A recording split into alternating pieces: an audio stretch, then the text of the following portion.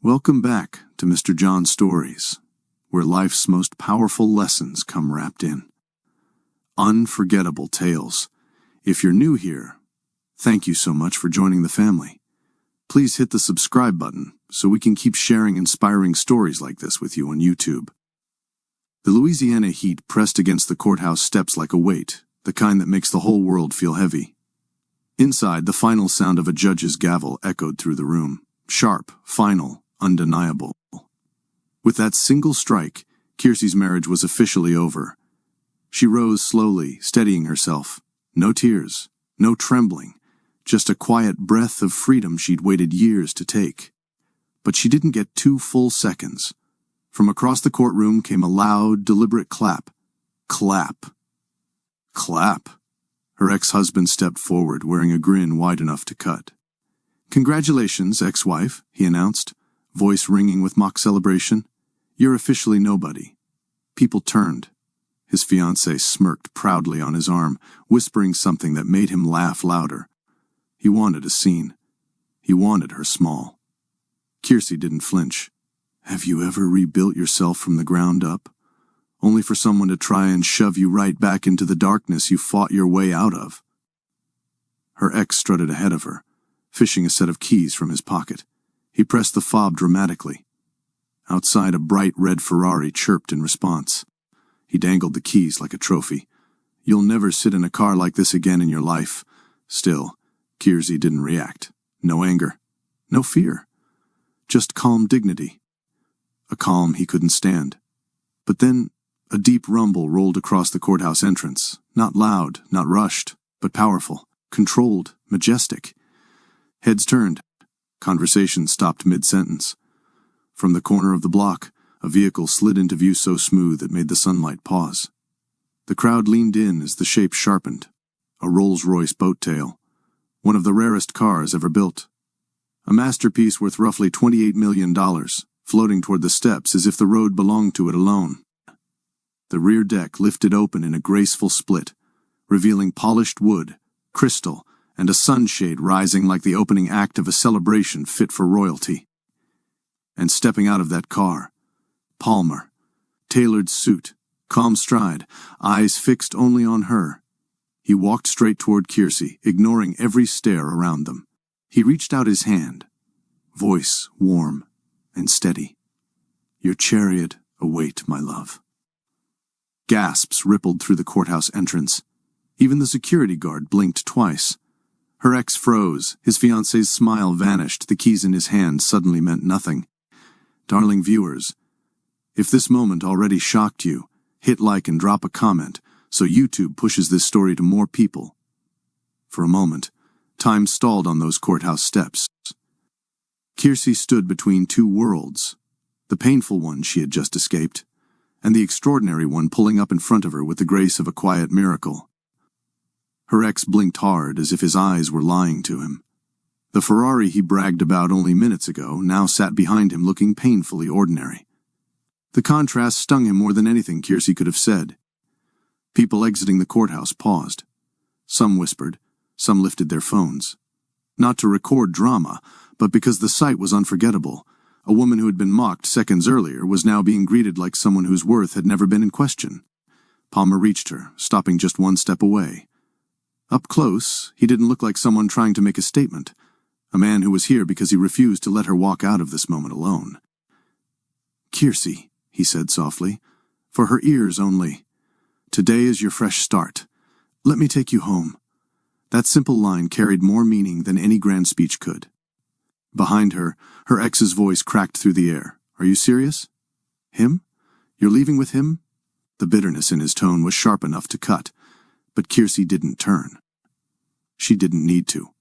For the first time in years, she realized, she didn't owe him a single look, a single word, or a single explanation. Palmer offered his arm. Not as a performance, not to compete, but as a gesture of respect, the kind Kiersey had forgotten she deserved. She placed her hand in his, and whispers grew around them like a quiet wave. Palmer gave her a reassuring smile. "Let's go," he murmured, guiding her toward the open door of the boat tail. Her ex lunged a few steps forward, voice rising. "Kiersey, you can't just walk away from me like that." But the courthouse bailiff casually stepped into his path, a silent reminder that the moment no longer belonged to him.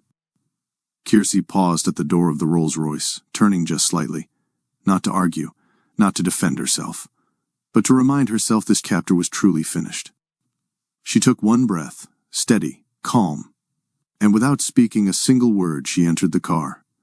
The door closed gently behind her. A defining line had been drawn, and she didn't look back.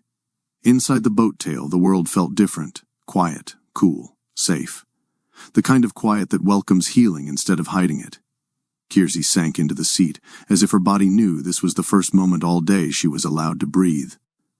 Palmer settled beside her, his presence steady and warm. He didn't rush her with questions. He didn't ask her to explain what happened inside.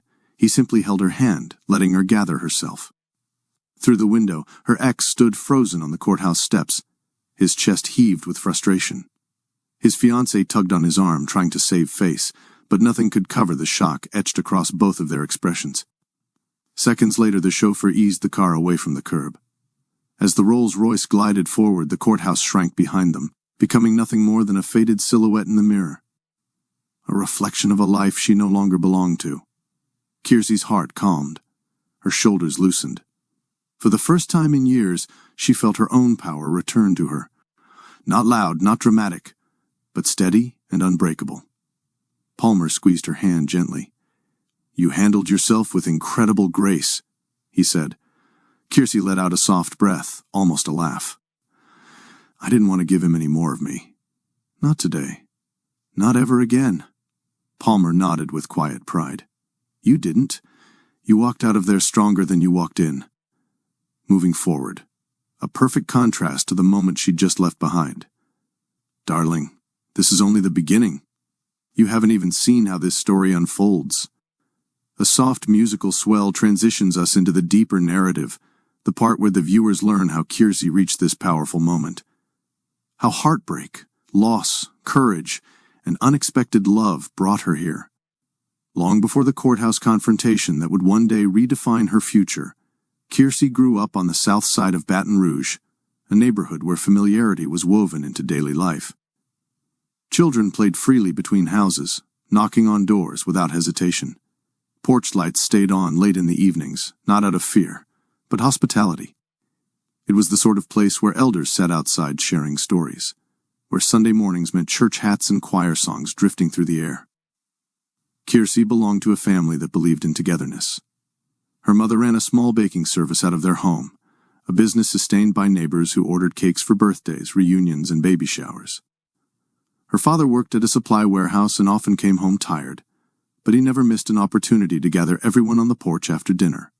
Those nights were filled with laughter and gentle lessons about respect, love, and hard work. Growing up in that warmth, Kiersey learned early that community wasn't a concept, it was a lifeline. Life on the South Side centered on tradition and celebration.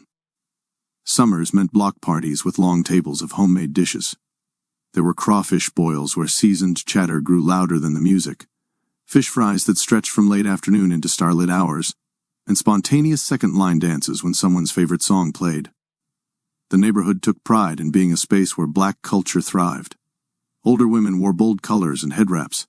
Younger ones experimented with style, and everyone understood that joy was a form of resistance and survival. Kiersey cherished this environment. It shaped her confidence, her kindness, and her ability to embrace others easily. She grew up believing that love and respect were natural expectations, beliefs that would later be tested in ways she never imagined. She met the man who would later become her ex-husband on a warm Louisiana afternoon during a friend's crawfish boil. The air buzzed with laughter, zydeco music, and the crack of shells as people filled their trays. He arrived with a polished charm that stood out among the relaxed crowd. Confident, but not overbearing, he introduced himself to everyone with ease. Kiersey noticed him watching her before he approached, and when he did, he carried himself with deliberate gentleness. "You look like you know how to peel these better than anyone here," he'd joked, and she laughed, genuinely, the way she often did when something disarmed her. They talked for nearly an hour without noticing how much time had passed. He complimented her smile, her warmth, and the way she made strangers feel comfortable. At 25, she wasn't naive, but she was hopeful. His words felt sincere. That day, numbers were exchanged. Promises were made to see each other again, and Kiersey left the gathering feeling unusually light, as though something meaningful had begun. The early phase of their relationship unfolded like the kind of romance people write poems about. They danced barefoot at music festivals, shared late-night beignets at a small cafe downtown, and took slow drives along the Mississippi levee, where the sky seemed endless. He listened to her talk about her accounting career with interest, encouraging her pursuit of a CPA certification. Those gestures felt like support, or at least that was how they appeared at first. Her family adored him. Her mother cooked extra-large gumbo pots when they visited, thrilled to see her daughter smiling so much. Her father took him fishing in the bayou, teaching him how to cast properly while ribbing him about city habits. The acceptance felt complete, almost too perfect in hindsight. Kiersey would later recall how her younger cousins whispered that they'd never seen her this happy.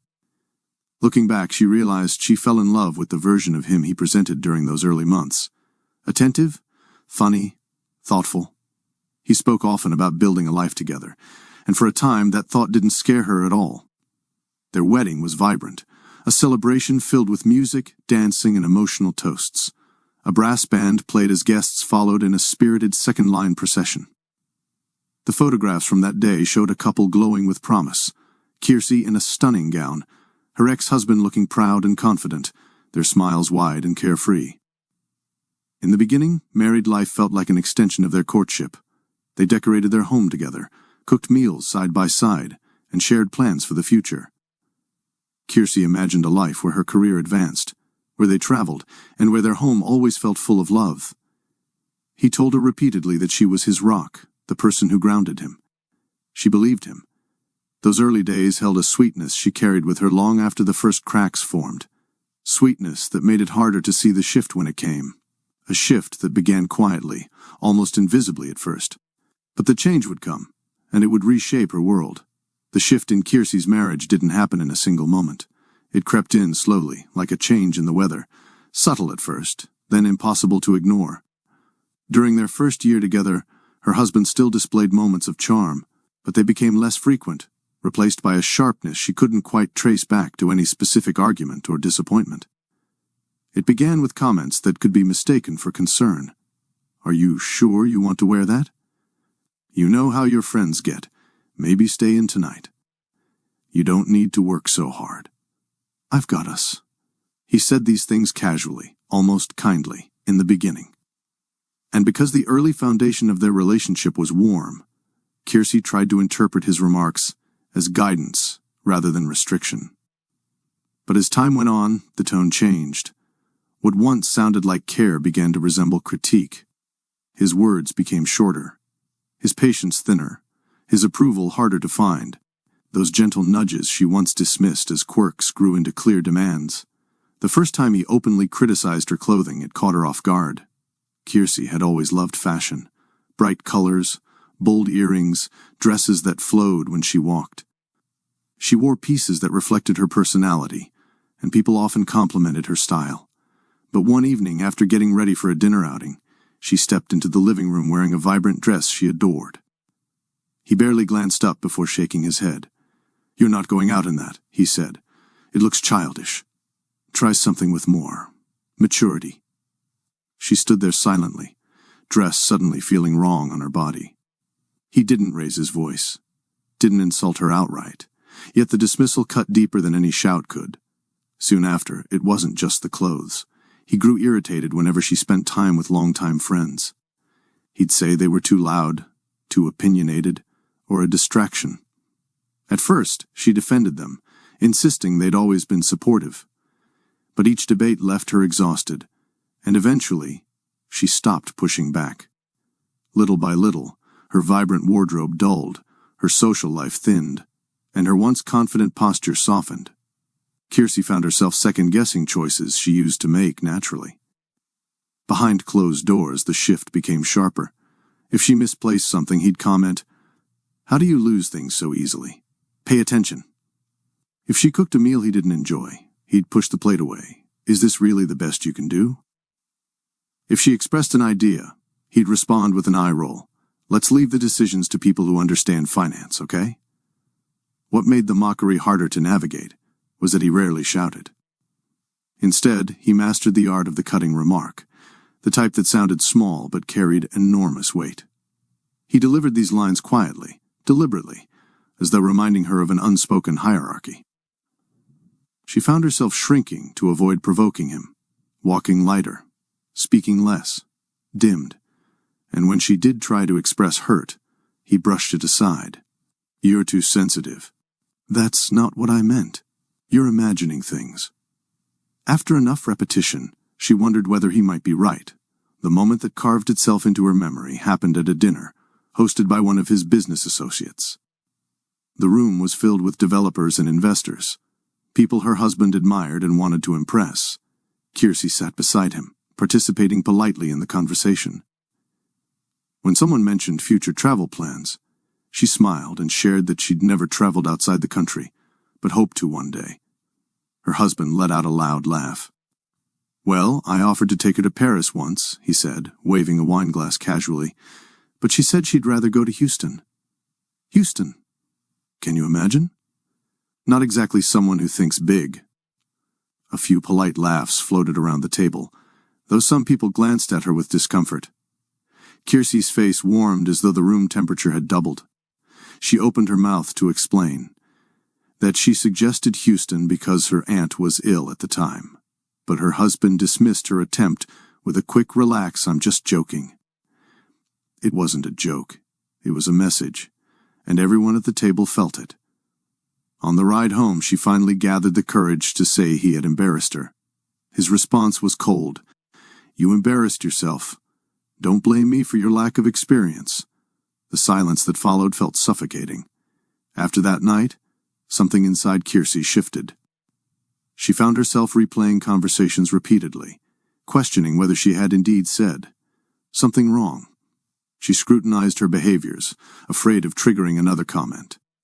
She stopped wearing outfits she loved, avoided sharing opinions, and smiled more than she felt.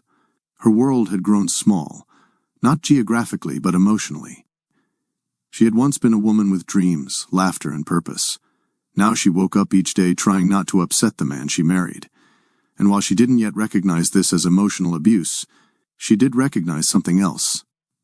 She no longer recognized herself.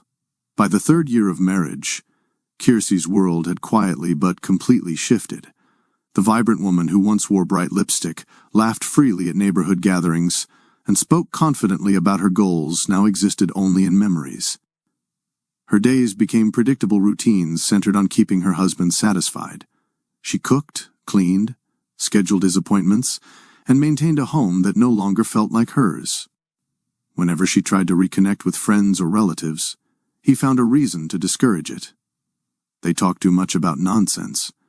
They don't understand where we're headed. They'll distract you. At first, she tried to resist gently, but each attempt led to tension, followed by hours of cold silence. Slowly, she retreated from the people who once sustained her spirit. She stopped attending block parties. She declined invitations from former co-workers. Even her cousins commented that they barely saw her anymore. In isolating her, he had taken away something essential, witnesses to her happiness, witnesses to her pain. Without those relationships, her identity blurred. She felt herself folding inward, losing the voice that once guided her choices. She didn't recognize this as manipulation. She only felt tired. Emotionally, mentally, spiritually tired. One of the hardest sacrifices came the day she put her professional ambitions aside. Kiersey had always planned to pursue a CPA certification. She had excelled in accounting since college, and colleagues often joked she'd one day run an entire finance department. That dream had carried her for years. But her husband insisted it was unnecessary. We don't need your salary, he said. Focus on the house. It's better for us in the long run. When she hesitated, explaining how important the certification was to her, he sighed dramatically. Why push yourself? You don't have to prove anything. I make more than enough. Every time she revisited the topic, he shut it down gently at first, then with increasing impatience. Eventually, she submitted the withdrawal form for the CPA prep program she had saved up for. She didn't tell her parents about it. She couldn't bear the disappointment she imagined in their voices. Instead, she pretended she was happy with the new arrangement. But late at night, when her husband was asleep, she'd look at old textbooks on her shelf and feel a quiet ache. Those books represented a part of herself she had set aside, a part she feared she might never recover. By the time the 5th year of marriage arrived, the criticisms sharpened. He no longer masked his belittling comments with humor or gentleness. When she misplaced a bill, he snapped. "You can't keep track of simple things. What do you actually contribute here?" If dinner wasn't seasoned the way he preferred, he'd push the plate aside. "You're slipping. You used to try harder." One evening, after she suggested attending a workshop at a local community center, he looked her over slowly, as though assessing her worth. "You don't need that. Besides, you'd embarrass yourself. Let's be honest. You're nothing without me. I keep this house running. You just exist in it." The words stung deeper than any previous insult. They didn't just criticize her behavior. They targeted her identity. They were meant to wound, and they succeeded. Kiersey felt a hollow space expand inside her chest. She began believing the lies spoken over her, forgetting that she had once stood strong on her own. The breaking point would arrive unexpectedly. One quiet afternoon, while sorting laundry, Kiersey noticed a receipt in his pocket. A dinner for two, at a high-end restaurant she had never visited. At first, she dismissed it, assuming it was business-related. But several days later, a friend of hers mentioned seeing her husband at a restaurant with a young woman. "He looked cozy," the friend said cautiously. "I didn't want to assume. But they weren't acting like co-workers." Kiersey waited for him to come home that night. When he walked through the door, she held the receipt in her hand, voice steady as she asked if he was seeing someone else. His reaction wasn't denial. It was irritation. "You're making a big deal out of nothing," he muttered. "She's my assistant. Stop acting jealous." But as she pressed gently for clarity, his patience snapped. "Fine," he said, throwing his hands up. "Yes, I'm seeing someone. What did you expect? You've let yourself go. You don't challenge me. You don't contribute financially. A man has needs." His tone was cold, as though discussing a minor inconvenience, not confessing betrayal. The room felt quiet, too quiet, as she absorbed each blow. He delivered those final words with such casual cruelty that something inside her shifted permanently. "You're not interesting anymore." The sentence echoed in her mind, not because it held truth, but because it revealed how little he valued the woman who had given everything to their marriage. She simply looked at him as though seeing him for the first time, stripped of charm, stripped of excuses. And then she said, calmly and clearly, "I want a divorce." The shock on his face lasted only a moment before turning into derision. "You're going to leave me?" He scoffed. "You won't survive a month without me. I'll make sure of it." But for the first time in years, she wasn't afraid. She was free. Not legally, not yet, but emotionally. The decision had been made, and nothing he said could undo it. Leaving her marital home should have felt like defeat, but as Kiersey carried the last box into her modest two-bedroom apartment on the other side of Baton Rouge, she felt something she hadn't felt in years, full breaths. The space wasn't luxurious. The walls were plain, the carpet slightly worn, and the kitchen counters bore the marks of previous tenants. But it was hers, entirely hers, and no one could walk through the door and diminish her presence. The first night, she sat on the floor among half-open boxes, eating takeout shrimp-fried rice with a plastic fork. The apartment buzzed with quiet. No footsteps pacing, no sharp remarks, no tension waiting to erupt. The silence settled over her like a soft blanket. She let her back rest against the wall and exhaled deeply. She had walked away with little more than personal belongings, her car, and a small savings cushion, but she felt richer in that moment than she had in years. She didn't sleep well that night, not because of fear, but because her mind was racing. This was the start of something unfamiliar, something she would have to rebuild one choice at a time. The next morning, Kiersey made her bed neatly, unpacked a few boxes, and tried to establish a routine. For years, she had catered her day to someone else's needs. Now, she had to relearn what her own needs even were.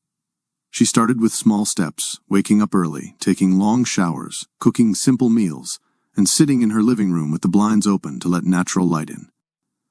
At first, she caught herself listening for footsteps, or waiting for a comment that never came. Each time she realized the silence was genuine, she felt another knot loosen inside her chest. She began spending time in front of the mirror, not to criticize herself, but simply to see herself again. Her voice, once quiet and filtered, started returning in small ways. She spoke to herself with encouragement. She resisted the urge to apologize unnecessarily. She even practiced saying no out loud, a word she hadn't used confidently in years. Rebuilding confidence didn't happen in one swoop. It happened in dozens of little moments that reminded her she was allowed to take up space again. One Saturday morning, Kiersey opened her closet and paused.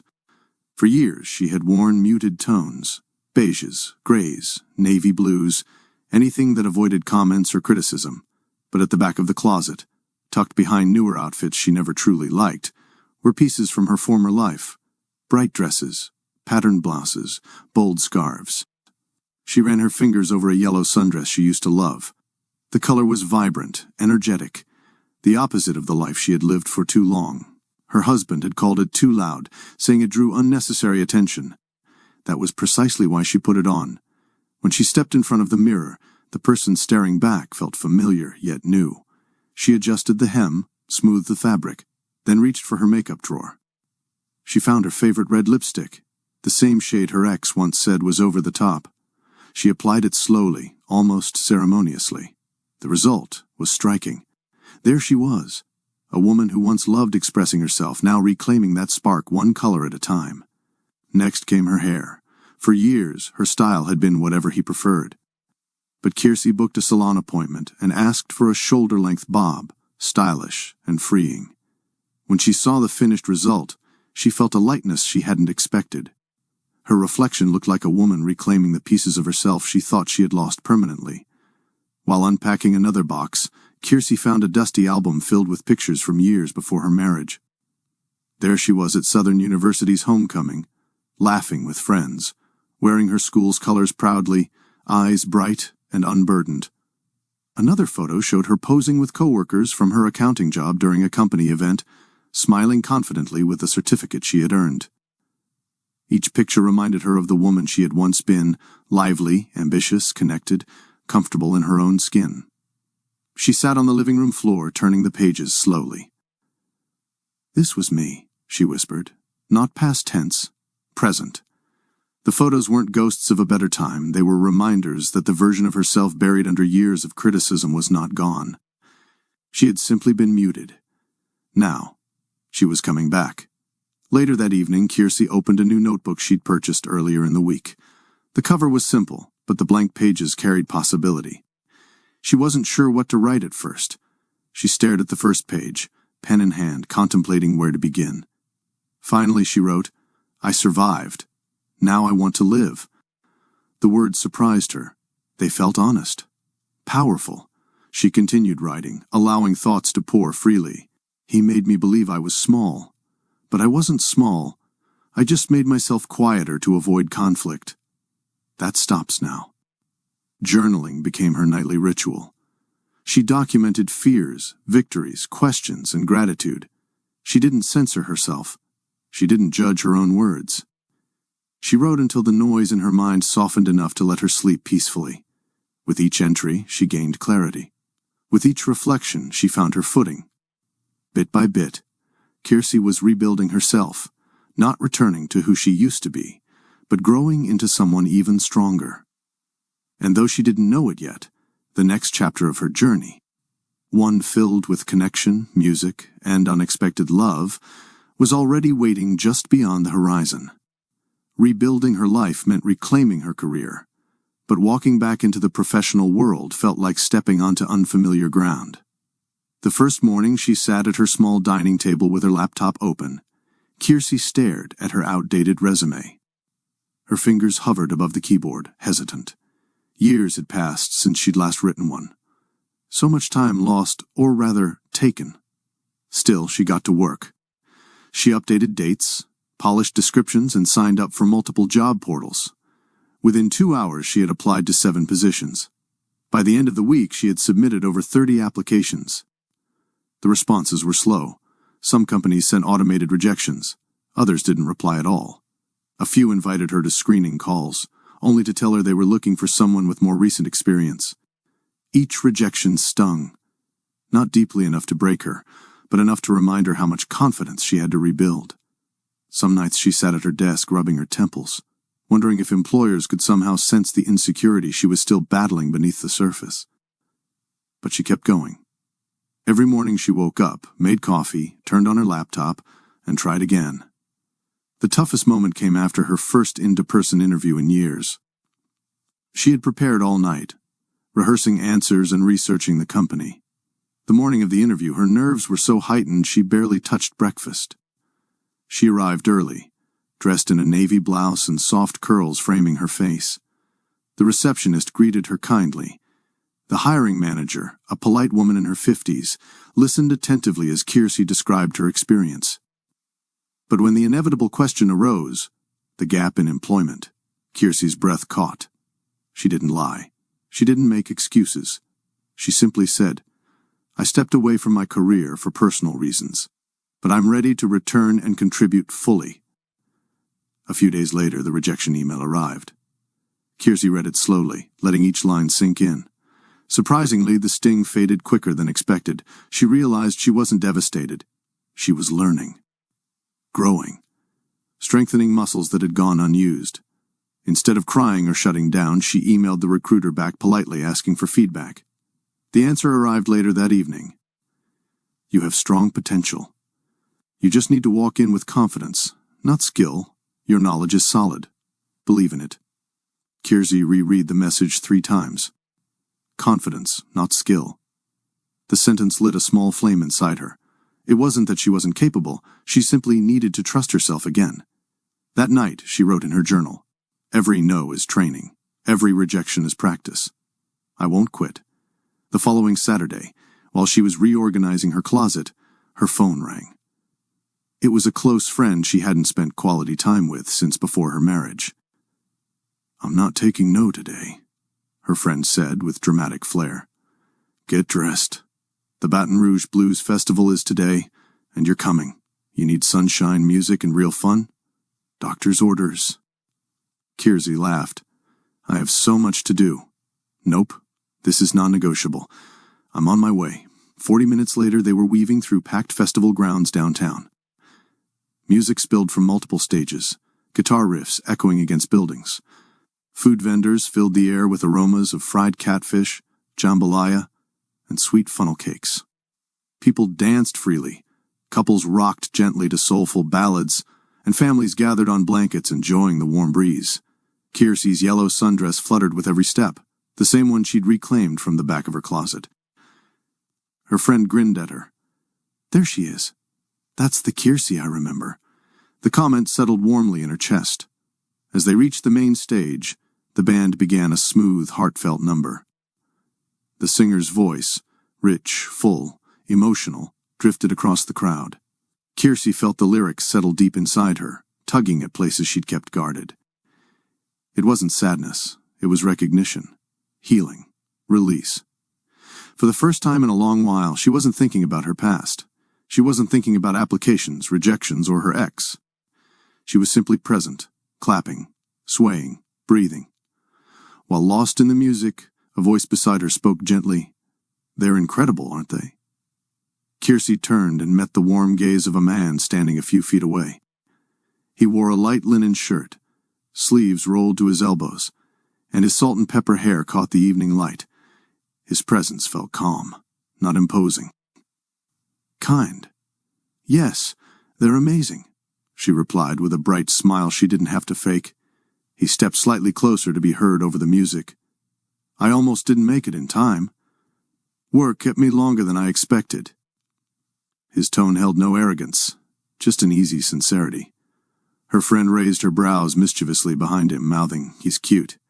Kiersey stifled a laugh. "I'm Kiersey," she offered. "Palmer," he said, extending a hand in a gesture both polite and grounded. His handshake was gentle, but assured. They stood side by side through the rest of the performance, exchanging light comments whenever the guitarist hit an impressive solo or the singer cracked a playful line. It felt natural, a connection without pressure, without expectations. Softly, "Would you like something to drink? That lemonade stand looks tempting." When the set ended, people clapped enthusiastically. As the crowd dispersed, Palmer asked, "It wasn't flirtation, not yet. More like genuine friendliness." Kiersey agreed. They walked to the stand, ordered 2 lemonades, and found a shady spot beneath a large oak tree. They talked about music, Baton Rouge, their favorite foods, and little details about daily life. She noticed he listened more than he spoke, a refreshing change from what she'd grown used to. When her friend wandered off, giving them space, the conversation deepened. They laughed. They connected. They existed in an effortless flow she hadn't felt in years. And as the evening sky shifted into soft orange hues, Kiersey realized something. She felt alive. Not because of a man, but because her healing had made room for new connections. Palmer simply arrived at the exact moment she was ready. The morning after the festival, Kiersey busied herself cleaning the apartment. She swept the floors, washed dishes, and folded laundry, humming softly as sunlight streamed through her windows. She hadn't realized how uplifted she felt from simply being outside, soaking in music and laughter. It was the liveliest she had felt in years. Around mid-afternoon, her phone chimed. She reached for it without thinking, expecting perhaps a job application update or a message from her friend, but instead saw an unfamiliar number saved under no name. The text read, "Hi, Kiersey. Palmer here, the lemonade guy. There's a photography exhibit at the Shaw Center later today. I'd love your company if you're free. If not, no worries at all."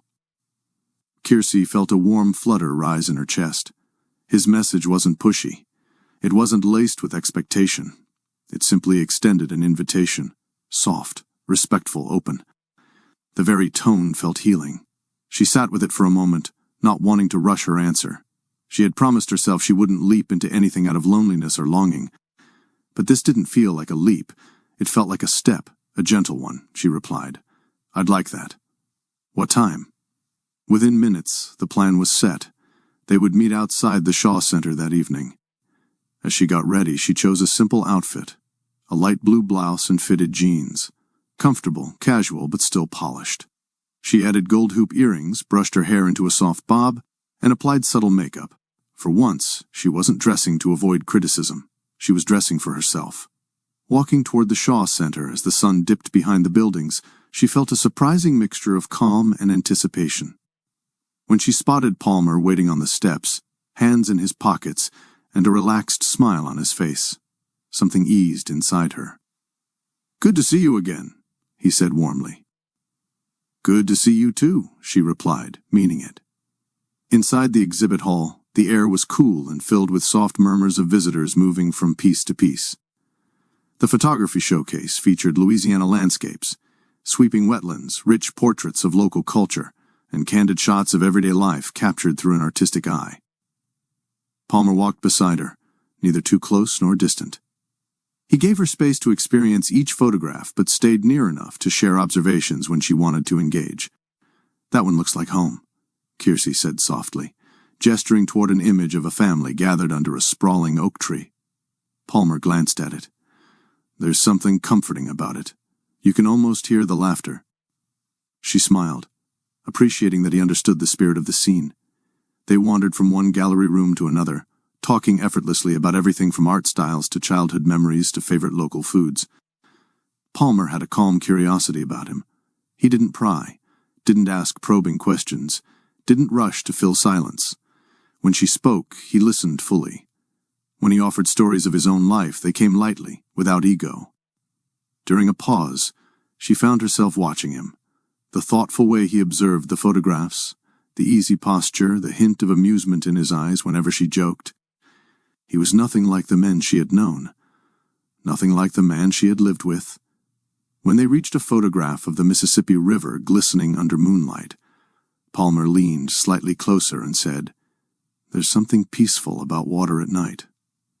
"Feels like a fresh start," Kiersey inhaled gently, moved by how fitting his words felt to her life at that moment. "Yes," she murmured. "A fresh start." They stepped onto the rooftop terrace afterward, where the city lights shimmered against the river. People mingled along the railing, chatting and taking pictures. Palmer led her to a quiet corner where they could take in the view. "What brought you to Baton Rouge?" Kiersey asked. He shrugged lightly. "Work originally. Needed a change from big cities. This place felt right." His answer was modest, almost vague, but sincere. He didn't elaborate on his success or mention anything that suggested he lived an extravagant life. If anything, he downplayed himself. Most people she'd met in the past had boasted about accomplishments, money, status, especially in her ex-husband's circles. But Palmer seemed almost uninterested in spotlighting himself. There was a grounded quality in the way he spoke, as if he were more invested in living life quietly than flaunting anything impressive. She found this refreshing. As they leaned on the terrace railing, she asked lightly, "So what exactly do you do? You mentioned business yesterday." He chuckled. "A bit of this and that. I help small companies grow. Some investments, some consulting, nothing too complicated." If she hadn't seen his calm confidence, she might have believed he lived a modest life. She certainly didn't guess he was a billionaire. His tone gave no hint of that world. She appreciated that more than she expected. Walking back down the Shaw Center steps afterward, Kiersey realized how comfortable she felt. She wasn't tense. She wasn't guarded. She wasn't waiting for a sharp comment or an unexpected shift in tone, patterns she had learned to expect in her marriage. Instead, she felt seen, heard, safe. When they reached the sidewalk, Palmer asked, "Would you like to walk a bit? The river looks nice tonight." They strolled along the levee path, where warm streetlights cast a gentle glow and a soft breeze rippled across the water. Their conversation drifted to small details, favorite films, holiday traditions, funny stories from work. Nothing heavy, nothing that pulled her back into sadness. Trust didn't flood her all at once, but it began building brick by brick, moment by moment. She felt it growing when he listened without interrupting. When he matched her walking pace, when he held open the door without making a show of it, when he asked if she was comfortable rather than assuming. These small acts stitched together the beginning of something meaningful.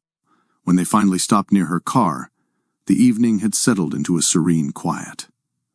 Palmer looked at her with a gentle smile and said, "I had a wonderful time." "Me too," she replied, feeling warmth spread through her chest. He didn't press for anything more. No expectation, no rush. Just a soft goodbye and a warm hug that lingered for a heartbeat longer than last time. Driving home, Kiersey rolled the windows down and let the night air fill her car. She felt light, renewed. The world around her no longer felt heavy.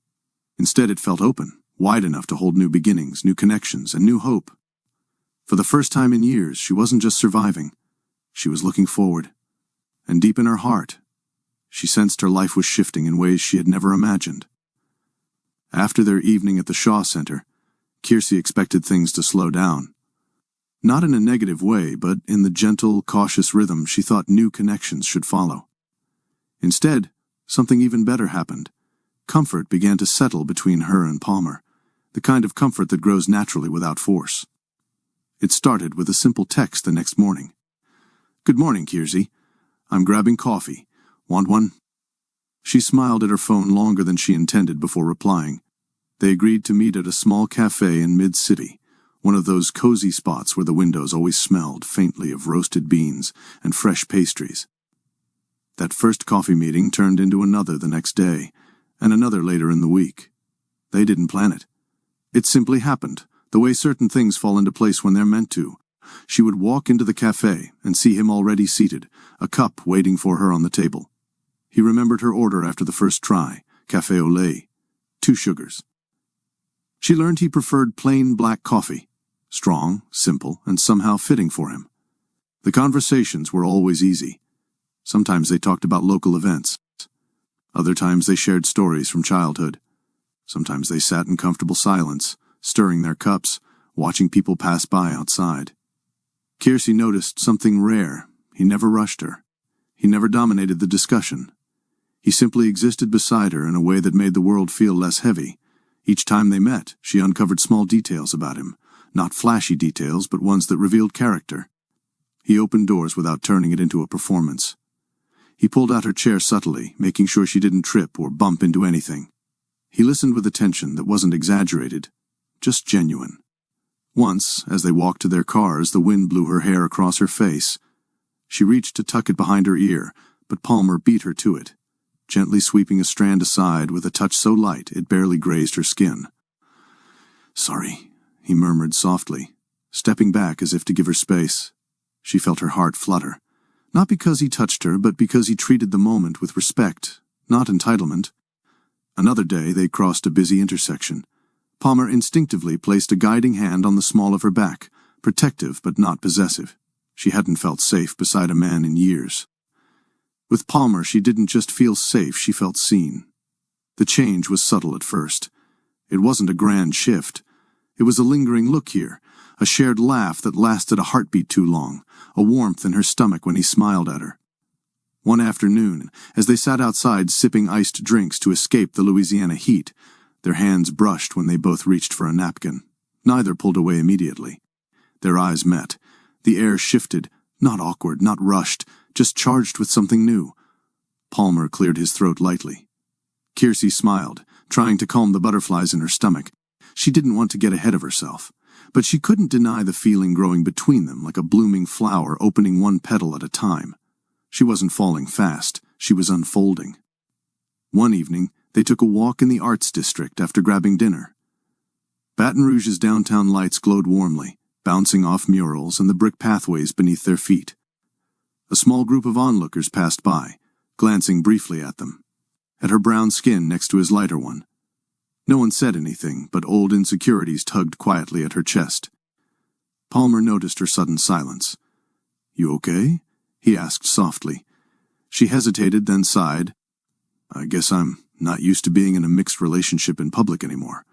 People sometimes stare." Palmer slowed his steps, turning toward her fully. His expression was gentle, steady. "Kiersey," he said, voice low but firm, "I don't care about anyone's opinions, except yours. If you're comfortable, I'm comfortable. If anyone has a problem, that's theirs, not ours." The sincerity in his tone made her eyes sting. He continued, "If something ever makes you uneasy, you tell me. We deal with it together. You're not alone anymore." Those words sank deep. She nodded, a small, grateful smile forming. "Thank you." He reached for her hand, not forcefully, but offering. She accepted. They walked the rest of the block hand in hand, and she noticed something. The stairs didn't bother her anymore. Their budding connection unfolded naturally alongside the heartbeat of the city Kiersey loved. Sometimes they walked along Government Street, lined with local shops and black-owned eateries. Palmer tried boudin for the first time, and pretended it was too spicy just to make her laugh. Other times they explored local art markets, where vendors displayed handmade jewelry, bold paintings, and wooden crafts that reflected Louisiana's layered history. One Saturday morning, Palmer picked her up early to visit a farmer's market near downtown. The air carried scents of fresh produce, crawfish pies, and sweet baked goods. Musicians played softly in the background, adding light rhythm to the flow of the crowd. Kiersey greeted vendors she knew from her community. Palmer observed with admiration as she moved from booth to booth, exchanging friendly conversation and warm smiles. She wasn't the timid woman she had become in her marriage. She was the vibrant, connected woman she used to be. "You come alive here," Palmer said, as they sampled fresh peaches. "This is home," she replied quietly. And as she looked around, at the familiar faces, at the overflowing baskets of food, at the culture that had shaped her, she felt something she hadn't felt in a long time. She felt grounded, and with Palmer beside her, she felt hopeful. The bloom of love wasn't a firestorm or a lightning strike. It was a sunrise, gentle, warm, deliberate.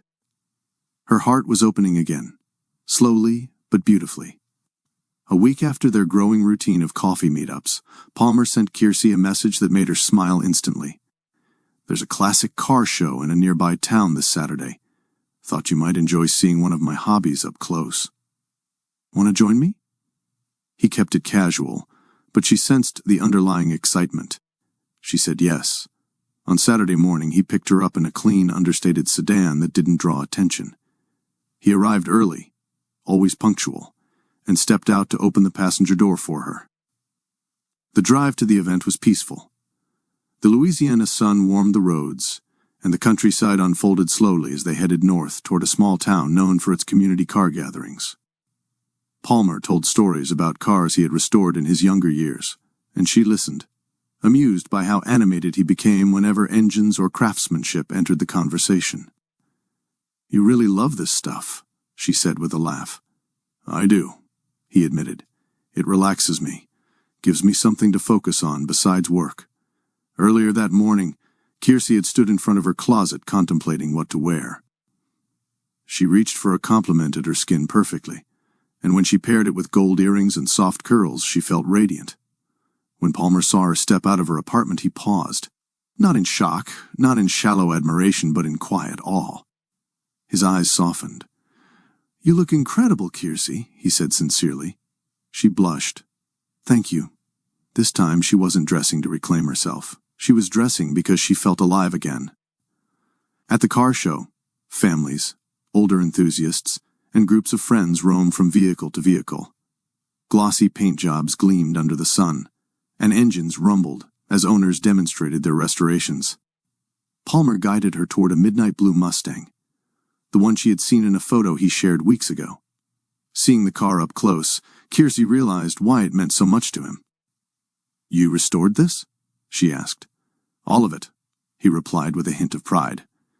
"Took nearly 2 years." She walked slowly around it, admiring the smooth lines and polished chrome. Palmer watched her reaction more than the car itself. "You always look at things closely," he observed. "It's like you're paying attention to the story behind them." She smiled. "Everything has a story, Palmer."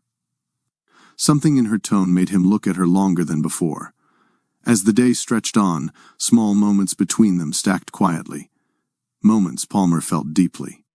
Like when she laughed at a vendor's joke and instinctively placed her hand on his arm.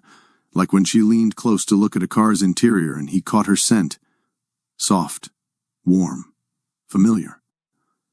Like the way her eyes lit up when she listened to him explain details he assumed she'd find boring. The more time he spent with her, the more he admired her resilience, her softness, her strength that didn't shout but spoke through how she carried herself. At one point, as they stood watching an older gentleman rev an engine loudly for the crowd, Palmer glanced sideways at her. She was smiling wide, sunlight highlighting her cheekbones, and her coral dress dancing in the breeze. He thought, "How did I get lucky enough to cross paths with her?" He didn't say it aloud, but the thought lingered. Throughout the day, something inside Kiersey shifted too. She didn't check herself before speaking. She didn't shrink. She didn't brace for criticism. Instead, she allowed herself to enjoy the simplicity of being around someone who cared, someone patient, someone gentle. While they shared a funnel cake from a food tent, she admitted quietly, "I didn't realize how much I missed being comfortable with someone." Palmer didn't question it, didn't press for more. He replied only, "You deserve comfort, Kiersey, and peace." Those words pressed against the last pieces of her guardedness. Later, when they walked through the final section of cars, she found her hand brushing his again. Not by accident this time. When he intertwined their fingers, she didn't pull away. For the first time in many years, her heart felt open. On the drive back toward Baton Rouge, neither wanted the day to end.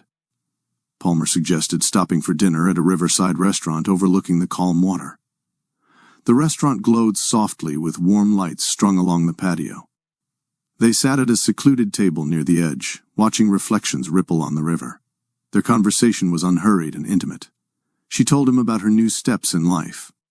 He told her about the unexpected loneliness success sometimes brings. She shared memories of family gatherings, crawfish boils, music festivals. He listened as though every detail mattered. As the evening breeze brushed gently against them, Kiersey found herself studying him. The shape of his jaw, the sincerity in his eyes, the steadiness in his voice. He wasn't her ex. He wasn't a replacement for anything lost. He was simply someone she could trust. When the meal ended, they lingered outside near the railing. The moon hovered above the river, casting a soft glow that felt almost cinematic. Palmer stepped a little closer. "Kiersey," he said softly, "I'm really glad I met you." Her breath caught, not in fear, but in recognition of what she felt, too. "I'm glad I met you, Palmer," she replied. He reached up, brushing a curl from her cheek with slow, deliberate care. "May the 1st?" he whispered. She nodded. Their kiss was gentle. Not rushed, not urgent, but full of promise. It lasted long enough for her to feel something inside her settle firmly into place. Warmth flooded her chest. Relief. Affection. Hope. She wasn't falling into love blindly. She was stepping into it with awareness. Sometimes the heart blooms again at the exact moment it feels ready. "Darling, if you believe in second chances at love, comment 'second chance' below." The night closed softly around them, marking not just the end of a beautiful date, but the beginning of something they both sensed was real. The Monday after their riverside kiss, Kiersey woke up with renewed purpose. Her morning routine felt lighter, her steps more confident. After weeks of applications, interviews, and internal battles, she finally received an email that changed everything. "We're pleased to offer you the position," she gasped, hand flying to her mouth. "A job, a real, stable job doing meaningful work at a nonprofit committed to teaching financial literacy to youth in underserved communities." It aligned with her skills, her background in accounting, and her desire to contribute to something bigger than herself. She stood in the quiet of her apartment, letting the joy settle in her chest. Not long ago, she had feared she would never rebuild her professional life. Now she was not only standing again, she was moving forward. She texted Palmer, "I got the job." His response came almost immediately. "I knew you would. I'm proud of you, truly." The sincerity in his words made her eyes sting. This job wasn't just employment. It was validation, liberation, a symbol of the identity she thought she had lost, but had been slowly reclaiming piece by piece. That evening, Palmer insisted on taking her to dinner to celebrate. But what stood out wasn't the restaurant or the meal. It was how he approached the moment. When she shyly said, "I hope I can balance this with everything else going on," he didn't give advice she didn't ask for. He didn't imply expectations or push responsibilities on her. Instead, he said, "Take things at your pace. I'm here beside you, not ahead of you." His support felt gentle, not overwhelming, not performative. He wasn't trying to guide her life. He was encouraging her to steer it herself. At one point, she mentioned perhaps saving for future classes to refresh her certifications. Palmer didn't offer to pay, didn't try to fix anything. He simply said, "You'll excel at whatever you choose. And whenever you need someone to cheer you on, I'm right here." This was new for Kiersey. Support without strings, encouragement without control, presence without pressure. It was the kind of partnership she never believed she would experience. As weeks passed, their bond strengthened naturally. They found themselves falling into shared routines. He often picked her up after work just to listen about her day. She packed extra snacks, because he always forgot to eat lunch. They shared late evening walks along the levee. They talked about music, childhood memories, and quiet dreams. One night, she told him, "I didn't think I still had the capacity to feel this connected to someone." He touched her hand gently. "You never lost that capacity, Kiersey. It was suppressed. Now it's returning." Their conversations grew deeper. Their silences grew more meaningful. She no longer braced for criticism. She no longer feared she was too much or too little. With Palmer, she felt whole. He didn't try to replace her past. He helped her step into a new one. One Thursday evening, as they sat on her couch sharing takeout gumbo, Palmer cleared his throat lightly, a sign he was about to bring up something important. "Hey, I wanted to ask you something," he began. "There's a charity gala next month. It's for a cause I support, children's medical programs. I'd love for you to come as my guest." Kiersey paused. A gala. Formal, high society. People dressed in designer clothing. People who had opinions. People who watched, judged, compared. Her stomach tightened. Memories flooded in. Her ex parading her around rooms filled with executives, making underhanded comments to belittle her, whispering critiques before she even greeted people. Her breathing hitched slightly. Palmer noticed instantly. Kiersey, he said softly, you don't have to say yes. There's no pressure. She tried to steady herself. It's not that I don't want to. It just brings back memories of how uncomfortable I used to feel in those environments. I felt like a prop. Palmer reached for her hand. You're not a prop. And if you come with me, you won't be alone for a second. You'll be beside someone who admires you. But truly, only if it feels right for you. His voice carried no hint of expectation. Just reassurance, she exhaled slowly. Give me a few days to think about it, she said quietly. Take all the time you need, he replied, and she believed him. 3 days later, she texted him. I'll go. I want new memories to replace the old. The night of the gala, Palmer picked her up in a sleek, understated vehicle, once again not flaunting anything. He stepped out wearing a tailored suit, but the first thing he did was take her hand and whisper, You look stunning. She wore an emerald green gown that hugged her figure gracefully, the first formal dress she had put on since her marriage ended. As they walked into the event hall together, she kept her chin lifted, telling herself, I belong here. And she did. People approached them with genuine smiles. Palmer introduced her proudly to colleagues, board members, and donors. He never let go of her hand for too long, always ensuring she was included, never overshadowed. By the end of the night, she was surprised at how comfortable she felt. No criticism, no embarrassment, no shrinking. Just a woman rediscovering her confidence and carrying it beautifully. The hint came when they passed a silent auction table showcasing luxury items. Kiersey admired a framed photograph of a Louisiana landscape. It's beautiful, she murmured. Palmer made no grand gesture, but the event host approached and said warmly, Palmer, thank you again for sponsoring tonight's gala. We couldn't do this without you. Kiersey blinked. Sponsor? Palmer simply nodded modestly. Happy to help, the host added. Your contribution will go a long way, as always. There was no boast, no explanation, no theatrics, just quiet generosity. Kiersey looked at him with new awareness, but also with deeper admiration. It was simply a part of him, not his identity. Throughout the evening, Palmer's friends approached Kiersey warmly. One woman said, We're glad he finally brought someone who makes him smile like that. Their acceptance was immediate and genuine. No tension, no judgment. Another joked, He's been impossible to schedule meetings with lately. Now I see why. Just kindness. As the gala wound down, Palmer leaned close and whispered, Thank you for trusting me tonight. She smiled softly. Thank you for making tonight feel safe. They stepped outside into the night air, hand in hand, and Kiersey realized something quietly profound. She wasn't just rebuilding her life. She was stepping into a future she never imagined she could have. As the gala glow faded into memory and the days began to move steadily forward, Kiersey felt the shift inside her.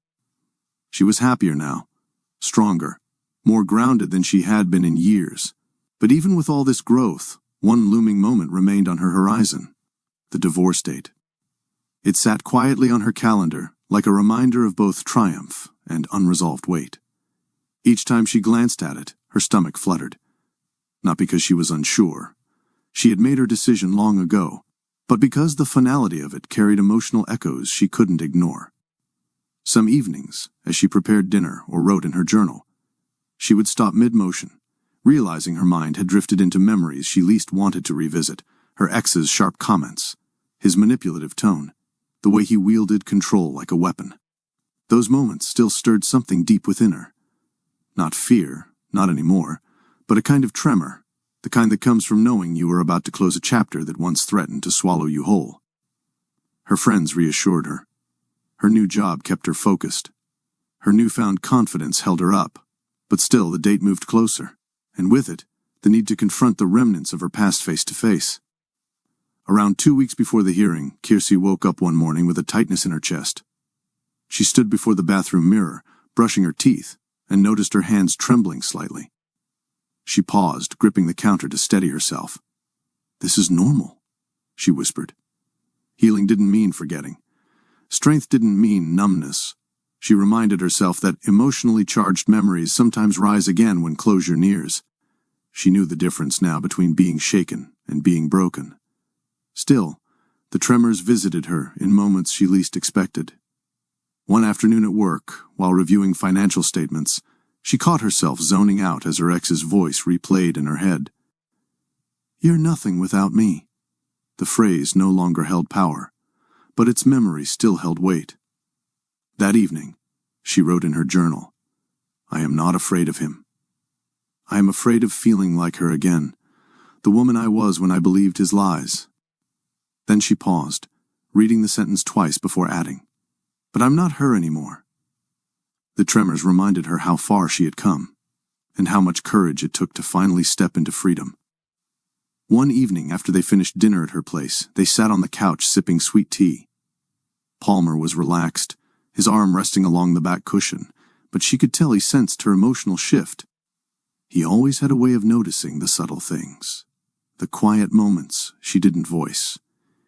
"Kiersey," he said gently, "I know the court date is getting closer." She nodded, staring softly at her glass. He continued, "Do you want me there with you?" "I'll go if you need me."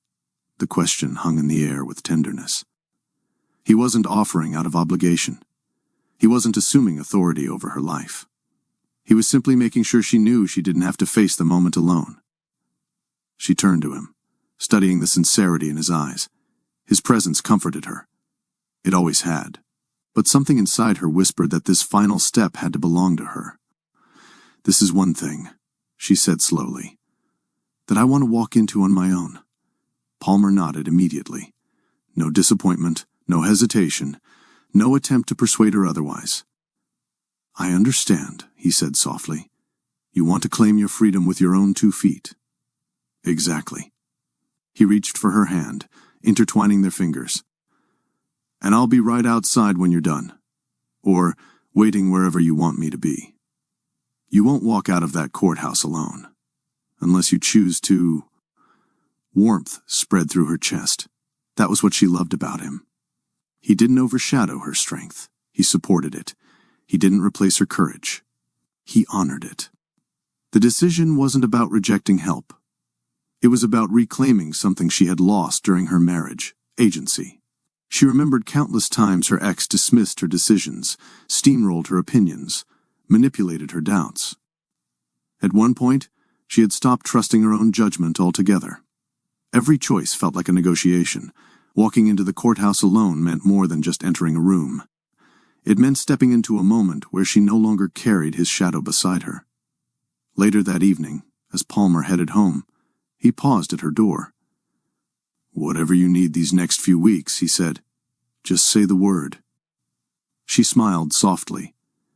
"I know." When he left, Kiersey stood by the window watching taillights fade into the night. The quiet filled the room, but it didn't feel empty. Instead, it felt steady, like standing on the edge of something she had earned through strength and perseverance. She sat at her dining table with her journal open and wrote, "I'm walking in alone so I never again forget who I am without him." It wasn't fear guiding her. It was empowerment. She closed the journal, placed a hand over it, and breathed deeply. The divorce was days away. Her freedom was within reach, and for the first time the thought didn't shake her. It steadied her. She wasn't entering the storm. She was walking through the last gusts before the sky finally cleared. As the divorce date crept closer, Kiersey's ex finally reached out. Not with remorse, not with decency, but with the same arrogance she had endured for years. His number flashed on her. Phone during her lunch break at the nonprofit, and although she didn't want to answer, a part of her knew she needed to hear whatever game he was planning.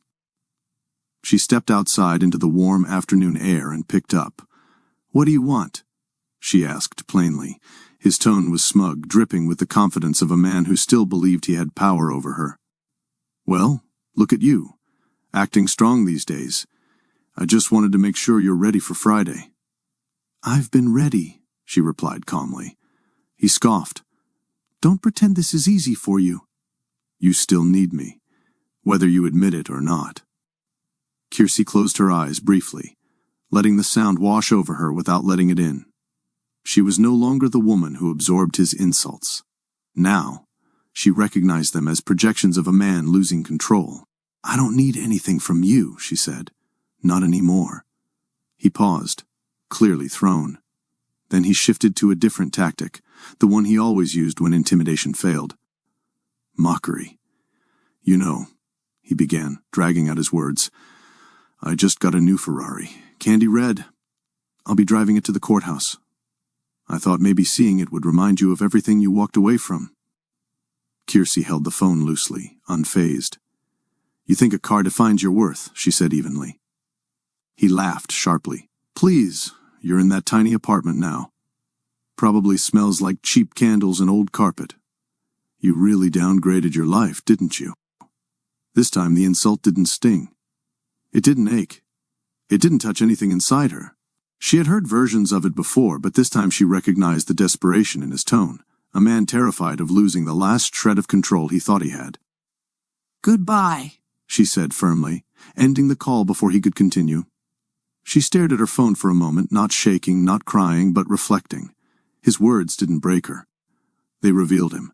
When she returned home that evening, she sat at her kitchen table with her journal open beneath the warm glow of a small lamp. The page remained blank for several minutes as she gathered her thoughts. Eventually, she began writing. "He thinks I lost something when I left him. But what I lost wasn't mine to keep. It was the illusion he created." She paused, fingers resting lightly on the page. "I was someone before him. I will be someone after." The words felt powerful. Not poetic, not exaggerated, just true. She continued writing. "He never knew the real me. He controlled a version of me he designed. Now that version is gone, and he doesn't know how to respond." She set the pen down, feeling something settle in her chest. Not bitterness. Not anger. Clarity. Her journal had become a mirror, reflecting not the wounds she carried, but the healing she had worked hard to earn. She flipped back through older entries and noticed a transformation in her handwriting, her tone, and her emotional stability. What once had been pages of confusion and pain had turned into pages of rebuilding, confidence, and hope. She whispered to herself, "I'm not afraid of him. I'm not afraid of the past," and she meant it. At work, she was focused, sharp, and steady. Her supervisors praised her initiative, and she found herself confidently leading financial workshops for teenagers who admired how clearly she explained complex ideas. Her CO workers loved her energy. They didn't know her story, not fully, but they saw her strength. They saw the leadership she carried naturally, without force.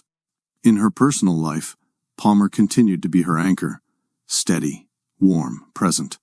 He didn't pry into her emotional preparation for the divorce. He simply made space for her to breathe, to think, and to exist without pressure. Every step she took during these days helped her stand taller. Every breath she took reminded her she wasn't the fragile woman her ex believed she was. Every night she slept soundly, not haunted but focused. Her empowerment wasn't loud. It was quiet, internal, rooted, and that made it unshakable. As the week progressed, the Louisiana summer arrived early, bringing with it thick humidity and heat that clung to the skin like a warning. The air felt heavy, not oppressive but charged, mirroring the emotional weight approaching Friday. The streets shimmered under sunlight. Cicadas hummed louder. Even the breeze felt warm, like the city itself was bracing for something. On Thursday afternoon, the sky glowed a soft, almost golden tone as she walked to her car after work. Sweat clung to her temples, but she didn't rush. The heat had a strange grounding effect, a reminder that storms often come before clear skies. As she drove home, the air conditioner humming, she whispered to herself, "Tomorrow, this ends." At a stoplight, she looked out the window at people moving through the city. children eating snowballs at a roadside stand, an older couple walking hand in hand, groups chatting outside small shops. Life continued, steadily and unapologetically, and tomorrow her life would continue too, without the weight of her ex's shadow. Later that evening, as the air settled into a warm, hazy silence, Kiersey sat on her balcony sipping iced tea. She watched the sky shift from orange to purple, feeling the heat ease slightly. The tension in the air didn't scare her. It reminded her that she was standing on the edge of something monumental. Not destruction. Freedom. She closed her eyes, letting the warmth wrap around her like a final test, a test she was ready to pass. Tomorrow, she would walk into the courthouse alone. Tomorrow, she would reclaim her narrative. And nothing, not her ex's manipulation, not her old fears, not the heat swirling around her, would break her stride. The night before the divorce hearing, Kiersey arrived home with a mixture of calm and anticipation. Unlike the earlier tremors she experienced during the week, tonight felt different. There was weight in the air, yes, but it wasn't fear. It was readiness. She placed her purse on the kitchen counter and walked toward her dining table, only to pause when she noticed a large floral arrangement sitting at the center. Soft orange lilies, white roses, and gentle green accents filled a vase that hadn't been there that morning. Her breath caught. There was a note tucked between the stems. She pulled it out gently. "For your courage, for your journey, I'll be thinking of you tomorrow. Palmer." Kiersey sat down slowly, holding the note with both hands. These weren't romantic flowers meant to impress or distract. They were symbolic. Flowers meant to honor her strength, not overshadow it. She traced her thumb across his handwriting, feeling warmth rise in her chest. He didn't call. He didn't text to ask how she felt. He didn't hover. He trusted her to face this moment. He respected her independence. He believed in her, and that meant everything. For a few minutes she simply inhaled the floral scent, letting the beauty of the gesture settle deep inside her. The flowers didn't lessen the weight of tomorrow. They steadied her for it. Later that evening she walked into her bedroom and opened the closet. Hanging at the center was a simple white dress. She had bought it weeks ago after stumbling upon it in a small boutique while shopping with her friend. The owner told her, "White isn't just for beginnings. It's also for peace." That stayed with her. Tonight, she slipped the dress from the hanger and held it up to the soft lamplight. It wasn't dramatic or showy. It was clean, elegant, and symbolic, a kind of quiet triumph she hoped to embody the next day. She laid the dress across her bed carefully, smoothing out the fabric with both hands. As she did, memories flickered behind her eyes. Her ex telling her she didn't deserve nice clothes. Him criticizing her appearance before company arrived. Him using every insecurity against her. But those memories felt distant now. Not gone, but powerless. She whispered to herself, "I'm not dressing for him. I'm dressing for freedom." She tried on the dress one more time, standing before the mirror. The fabric hugged her gently, not constricting, but comforting. Her reflection looked like a woman who knew exactly who she was becoming. She brushed her hair into soft waves, took her time moisturizing her skin, and applied a light layer of makeup. Nothing dramatic, just a natural glow. When she finished, she stepped back and studied herself. She looked calm. She looked prepared. She looked like a woman reclaiming her life. For a long moment she held her own gaze. "I'm proud of you," she whispered, speaking to the woman who survived, the woman who healed, and the woman who dared to hope again. "Darling, if you're proud of Kiersey's growth so far, like this video, so YouTube pushes this empowering story to more viewers who need strength tonight." The story then returns to Kiersey. As the night deepened, Kiersey made herself a cup of warm tea and sat on her balcony. The Baton Rouge air was thick and warm, but a soft breeze occasionally swept by, cooling her skin. The city around her hummed gently. Distant voices, passing cars, porch lights glowing on neighboring homes. She looked up at the night sky, stars faintly visible behind the city haze. She held her mug close, letting the warmth ground her. This was not a night of sorrow. It was a night of acceptance. She reflected on the path she had walked, The joyful childhood in Baton Rouge. The sweet beginnings of her relationship with her ex. The slow erosion of her identity. The heartbreak, the tears, the isolation. The courage it took to ask for a divorce. The rebuilding of her confidence. The rediscovery of herself. The unexpected, beautiful connection with Palmer. The empowerment that now filled her heart. She ran her fingers along the rim of her cup and smiled faintly. "I came back to myself," she murmured. Later, she returned inside and placed her journal on the bed. She opened to a clean page and began writing. "Tomorrow is not just the end of a marriage. It is the end of a chapter where I forgot who I was, and the beginning of a chapter where I will never forget again." She paused, letting the words settle. "I am not afraid of him. I am not afraid of courtrooms. I am not afraid of my future." She added a final line, "I choose myself." The words felt powerful, true, earned. She closed the journal gently and set it on her nightstand. As midnight approached, Kiersey turned off the lights and slid into bed. The white dress lay neatly draped on the chair across the room, almost glowing in the dim light. She placed Palmer's note beside her pillow. She didn't cry. She didn't tremble. She didn't doubt. Instead, she inhaled deeply and closed her eyes, knowing tomorrow she would walk into the courthouse not as a broken woman, but as a woman rebuilt. A woman ready to sign the paperwork that symbolized her freedom. A woman who would walk out into a new beginning. A woman who finally knew. This chapter ends because she chose to end it. And the next chapter begins because she's ready to live it.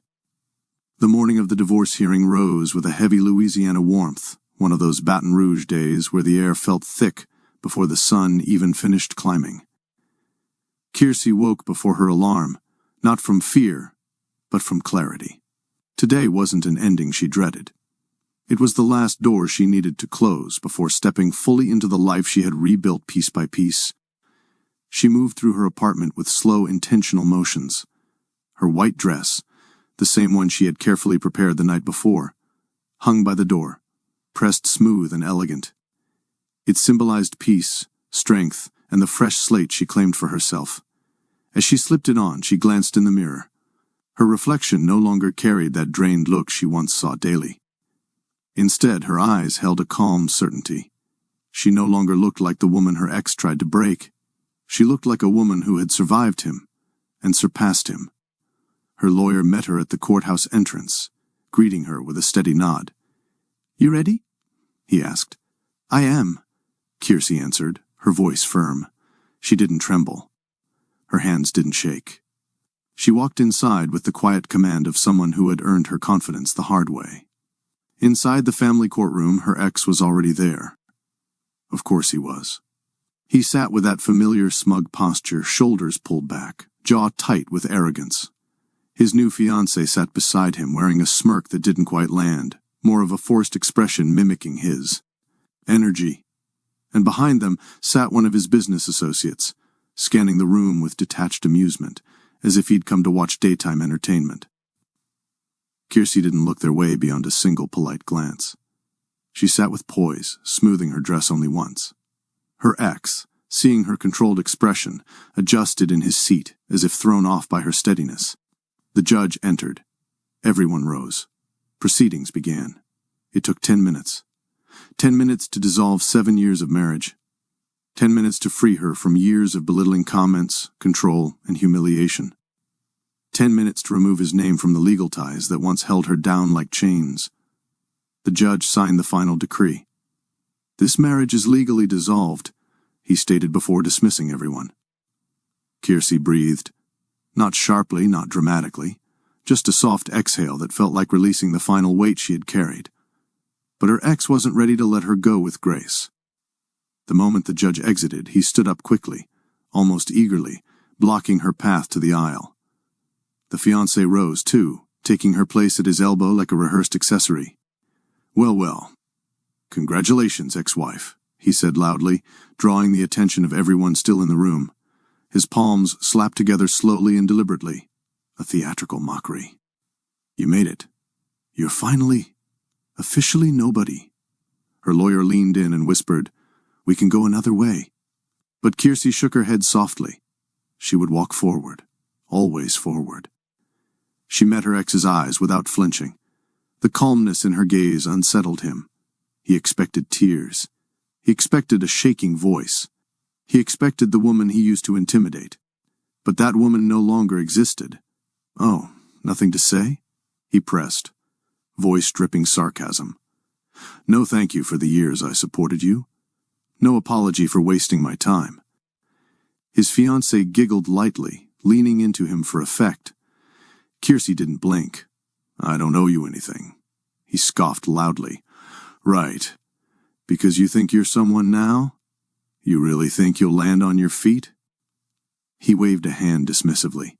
"You won't. You never could. Without me, you are exactly what I said you were. Nothing." Her lawyer took a step forward, but Kiersey lifted her hand gently, signaling that she had this. She spoke softly, yet firmly, every word precise. "You keep saying I'm nobody, yet you're the one chasing me the way a child chases a shadow, loud and desperate. That sounds like fear, not confidence." The business associate behind him raised an eyebrow, impressed. Even the bailiff, who was collecting papers, gave a subtle nod. Her ex's face reddened instantly, pride pierced. He stepped closer. "You think you won? You think you're better off?" His voice rose, brittle. "Let me show you what winning looks like." He yanked a key fob from his pocket, a bright red one, and held it up high as if displaying a trophy. A brand-new Ferrari, gleaming and loud even in stillness. He jingled the keys with a mocking smirk. "This is what success looks like. This is what you walked away from. You? You'll never touch a car like this again in your life. Not unless it's in your dreams." His fiancée clung tighter, nodding enthusiastically. Kiersey's expression didn't change. Not annoyance. Not envy. Nothing. She simply refused the performance. Her silence unsettled him more than anger ever could have. "You really have nothing to say." He pressed again, his voice cracking slightly. "Nothing?" She straightened her posture and stepped around him, offering only one statement as she passed. "I don't react to noise." The room fell quiet. His face twitched, stunned and humiliated. The fiancé's smirk faltered. The associate looked down to hide a half-smile. Kiersey walked out of that courtroom with her dignity shining brighter than any sports car could ever promise. This was her final moment in the shadow of that man. The next time he saw her, his world, and his ego, would fracture in ways he could never prepare for, because karma was already waiting outside, and it purred with a V12 engine. The heavy courthouse doors closed behind Kiersey, and for a brief moment, she stood still at the top of the steps, letting the Louisiana heat settle on her skin. The air was warm, but her spirit felt cool, steady, untouched by the chaos her ex had tried to stir. She inhaled slowly. Freedom had a feeling, and it tasted like this, quiet, clean, almost weightless. Her lawyer excused himself with a polite nod, leaving Kiersey alone on the landing. People passed by the courthouse entrance, attorneys, clerks, families handling their own battles, but none of it disturbed her peace. She was in her own space, her own victory. But down the steps behind her, she heard the sharp, familiar click of expensive shoes. Her ex had followed her outside. Of course he had. "Kiersey!" he called out, smugness coating his tone. "Before you walk away thinking this is your triumphant moment. Let me show you what you turned down." She didn't turn around. He stepped up beside her anyway, lifting the Ferrari key fob into her line of sight like a child showing off a plastic trophy at recess. He pressed the button again. Flash! Flash! The red Ferrari lit up, parked dramatically at the curb as if it were performing for a crowd. "Beautiful, isn't it?" He gloated. "This is success. This is what real winners drive." She kept her gaze straight ahead, but his voice grew louder, aimed at anyone who might listen. "Just so the world knows." She walked away from this. And now, she's a nobody with a small apartment and nothing to her name. A couple across the sidewalk glanced over. His fiancée watched proudly from the curb, arms crossed, as if cheering him on. Kiersey finally looked at him. not with pain, not with frustration, just disappointment. That expression alone rattled him. Before he could speak again, a deep, powerful sound cut through the humid air, a low, luxurious engine tone so rich it didn't growl. It announced. People on the street turned first. Then even her ex looked confused. Another second passed, and the sound grew closer. The ground itself seemed to hum beneath them. A man walking his dog paused, pulling out his phone. 2 teenagers on bikes stopped pedaling. A clerk leaving work froze on the steps behind Kiersey. Something extraordinary was approaching. Then it appeared. A long, breathtaking vehicle came into view. Sleek, sculpted, shining under the sun like handcrafted art. Its dual-tone finish of deep ocean blue and shimmering silver gleamed with quiet power. Heads snapped toward it. Mouths dropped. Someone whispered, "No way. That's the Rolls-Royce boat tail." Another gasped, "There's only 3 of those in the world." Even traffic slowed, drivers craning their necks to stare. The boat tail glided toward the courthouse with an elegance that almost felt unreal, like the world had slowed down for its arrival. As it rolled to a perfect stop at the foot of the steps, the chauffeur stepped out in complete composure, the kind that gave away experience serving someone important. He moved to the rear of the car, clicked a button. The back of the boat tail opened up in that signature butterfly split, revealing polished wood panels, crystal glassware, and fresh flowers arranged with precision. A sun parasol extended upward automatically. The display alone looked like something reserved for royalty. Kiersey's ex's Ferrari, loud, red, and suddenly tacky, shrank into insignificance. And then, out stepped Palmer, tailored charcoal suit, blue tie catching the light, posture calm, confident, quietly commanding, the posture of a man who never had to show off because his presence spoke louder than anything money could buy. The moment Kiersey saw him, her breath caught in her chest. As he started up the courthouse steps, his eyes never left hers. Her ex's jaw unhinged. His fiancée grabbed his arm in disbelief. Palmer reached her, stopping just one step below so he could look up at her gently. "Are you all right, love?" he asked softly. The world went silent. Kiersey nodded, and in that nod, Palmer read everything she couldn't say out loud. He offered his hand. She placed hers in his. He kissed it tenderly. A woman recording the scene whispered, "Oh my, that's real love right there." Her ex sputtered beside them, trying to recover his ego. Who even are you?" he demanded at Palmer, voice cracking. Not once. His attention stayed solely on Kiersey. "Your chariot awaits," he said warmly, the slightest hint of playful romance softening his tone. "My love?" Gasps rippled across the crowd. Someone dropped their iced coffee. Another whispered, "That's the man she chose?" "Oh, karma is showing off today." Palmer offered his arm. Kiersey, head held high, confidence radiating from every step, slipped her hand through it. Together they descended the courthouse steps as if the world were their runway. Her ex stood frozen, Ferrari keys limp in his hand. His face drained of color as the magnitude of his miscalculation hit him. He hadn't embarrassed her. He had exposed himself. Kiersey stepped into the boat tail, sinking into luxury softer than the finest leather she'd ever touched. Palmer followed, sitting beside her as the chauffeur closed the door with a gentle click. Through the tinted window, she watched her ex take a step forward, only for the chauffeur to block him with a single, silent turn of his body. The Ferrari behind him looked like a toy now. The boat tail pulled away. A new chapter pulled forward with it. The Rolls-Royce boat tail glided away from the courthouse, leaving behind the chaos, the bitterness, and the man who once convinced Kiersey she was nothing. The farther they drove, the lighter she felt, as if dead weight was falling from her spirit with every passing block. Palmer's fingers gently intertwined with hers. He didn't rush her into conversation. He simply sat beside her, letting the silence feel comforting instead of heavy. The smooth rhythm of the engine created its own kind of peace. Finally, Kiersey exhaled, a long, slow breath she didn't realize she had been holding. "How do you feel?"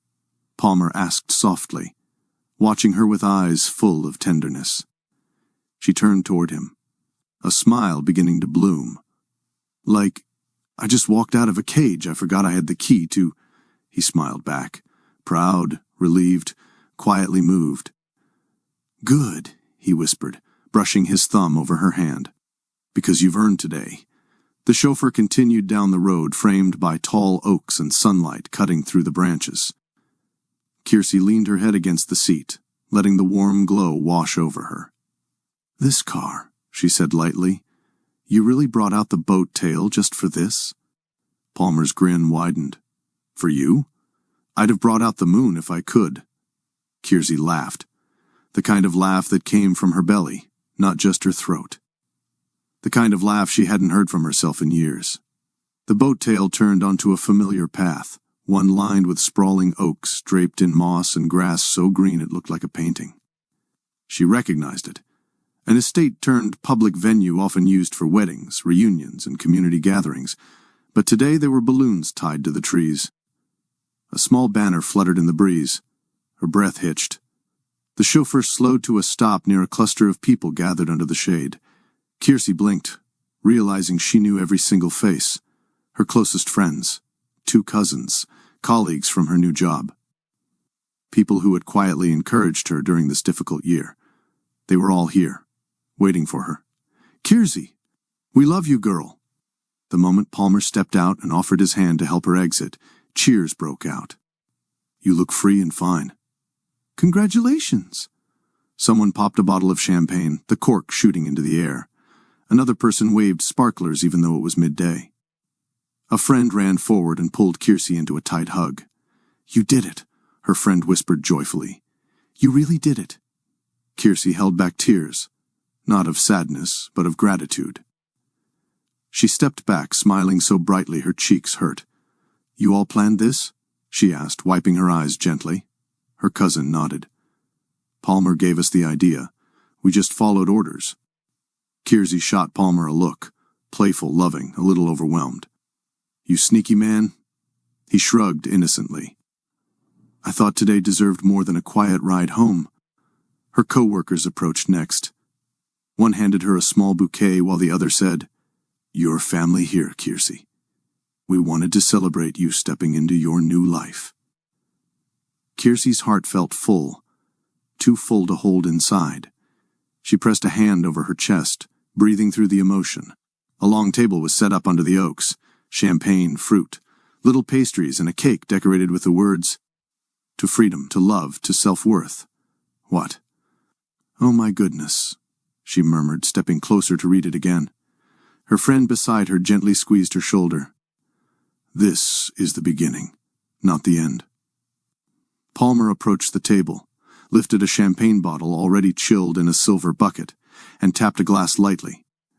Conversations died down as everyone turned toward him. He waited until Kiersey was standing at his side. Then he raised his glass. "To a woman who didn't just survive," he said warmly, "but rebuilt herself. To someone who walked through fire and came out shining. To strength. To dignity. To choosing herself when someone else tried to dim her. And to the future she deserves, full of joy, peace, and love." Kiersey felt her throat tighten. Palmer looked at her, not the crowd as he finished, to Kiersey, the definition of grace. Everyone lifted their glasses. "Kiersey!" They echoed in unison. She lifted her own glass, voice steady though her eyes sparkled with tears. "To freedom," she said softly. "To love," someone added with a cheer. "To self-worth," Kiersey finished. They clinked glasses. Champagne fizzed. Laughter rose. Joy filled the air. For the first time in years, Kiersey didn't feel like she was performing strength. She felt it. She lived it. As the celebration continued, her friends gushed over the boat tail like excited teenagers. "Girl, you left that courthouse like royalty." "That ex of yours must be sick right now. Sick." Palmer walked up like he owned the whole city. Someone joked, "Sis, you didn't just level up, you ascended." Kiersey laughed until her stomach hurt. The energy around her was vibrant and full of love. Palmer stayed close but let her shine, watching her greet her friends, watching her glow. He admired her openly, not with possession but with pride. Later, as the afternoon breeze softened and the celebration wound down, Kiersey stepped aside with Palmer near one of the massive oak trees. "You changed my life," she whispered, leaning lightly against him. Palmer shook his head. "No, love. You changed your life. I just got the honor of watching you rise." She leaned her forehead against his chest. "Thank you for seeing me when I felt invisible." His hand cupped the back of her head gently. "You were never invisible. You just forgot how bright you shine." She closed her eyes, absorbing the truth of those words. When she looked up again, the sunlight filtered through the branches and cast a warm glow around them both. It was a moment she wanted to hold forever. A moment that felt like peace, like promise, like home. Kiersey realized something then. She wasn't stepping away from her past anymore. She was stepping into her future, a future she finally believed she deserved. The last echo of her ex's words, "You're a nobody," faded completely from her memory, replaced by the resounding truth of this day. She was somebody. Somebody strong. Somebody loved. Somebody whole. And as she slipped her hand into Palmer's and walked back toward her cheering friends, she knew the story wasn't ending. It was just beginning. Darling, every chapter of your life that closes makes room for a better one to open. If Kiersey's victory touched you today, remember, choosing yourself is the first step to the life you dream of.